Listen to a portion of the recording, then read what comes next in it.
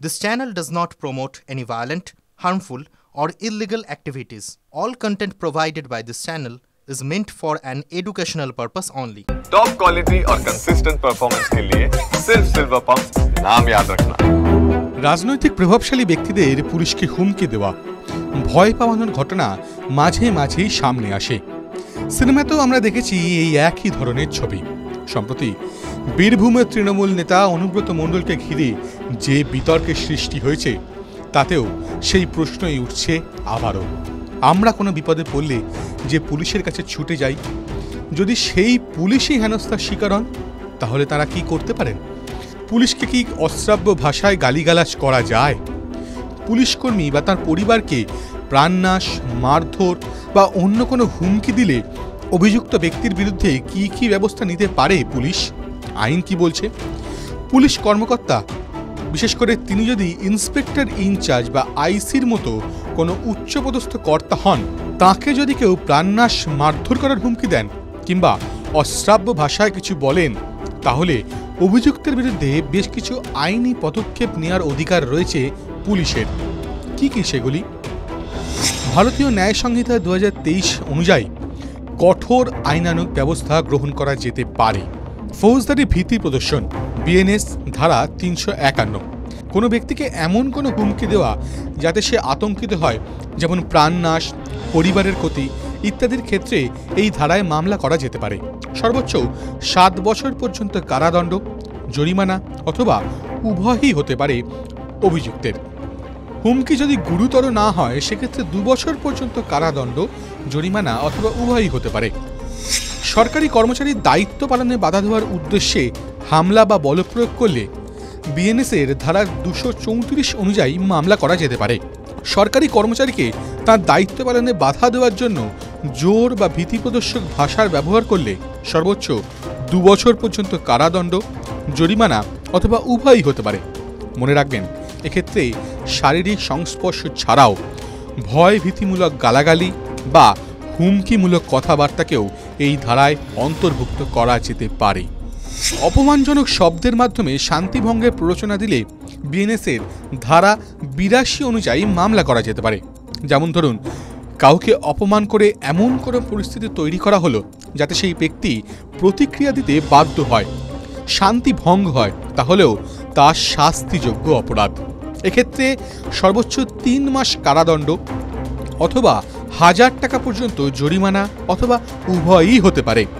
এই ক্ষেত্রে ভাষার দিকে বিশেষভাবে নজর দেওয়া হয়। হুমকিমূলক কথাবার্তা বলা, অপমানজনক বা উত্তেজনাকর শব্দ প্রয়োগ, বিশেষ করে তা যদি জনসমক্ষে হয়, সেক্ষেত্রে এই ধারা প্রযোজ্য।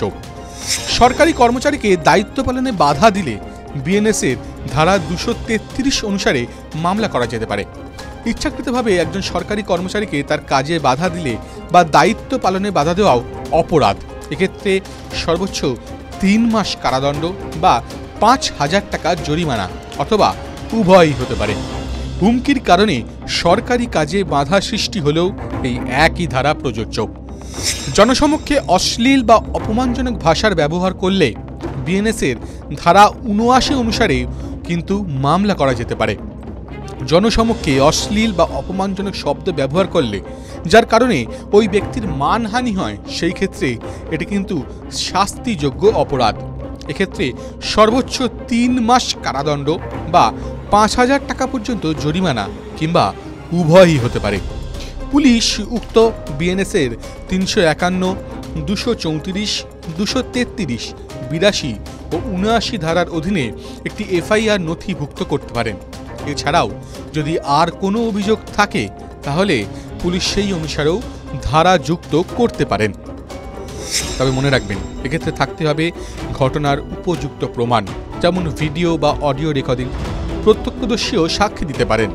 পুলিশ ডায়েরির নথি বা বডি ক্যামেরার ফুটেজ, যা মামলাকে আরও শক্তিশালী করে তোলে। এক্ষেত্রে হুমকির মাত্রা অনুযায়ী অভিযুক্তকে গ্রেফতার করাও হতে পারে। তবে তৎক্ষণাৎ জামিন মিলতেও পারে, আবার নাও পাওয়া যেতে পারে। তা নির্ভর করে ঘটনা এবং পরিস্থিতি কতটা সংবেদনশীল তার উপরে। এই মামলা আদালতে ওঠার পরে ফৌজদারি কার্যবিধি অনুসারেই চলবে। অভিযুক্ত দোষী সাব্যস্ত হলে আদালতের নির্দেশ অনুসারেই শাস্তিও ভোগ করতে হবে। TV9 Bangla digital.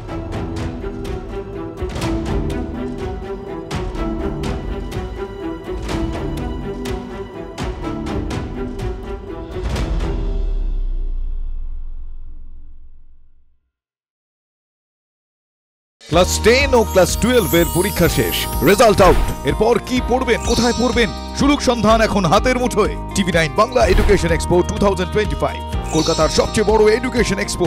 ডিগ্রি না ডিপ্লোমা, কোন কোর্স করবেন, কিভাবে প্ল্যান করবেন নিজের ক্যারিয়ার, সব প্রশ্নের উত্তর একটাই। TV9 Bangla education expo. একই ছাদের তলায় থাকছে নামকরা সব ইঞ্জিনিয়ারিং কলেজ, বিশ্ববিদ্যালয়, মেডিকেল ও ম্যানেজমেন্ট ইনস্টিটিউশন।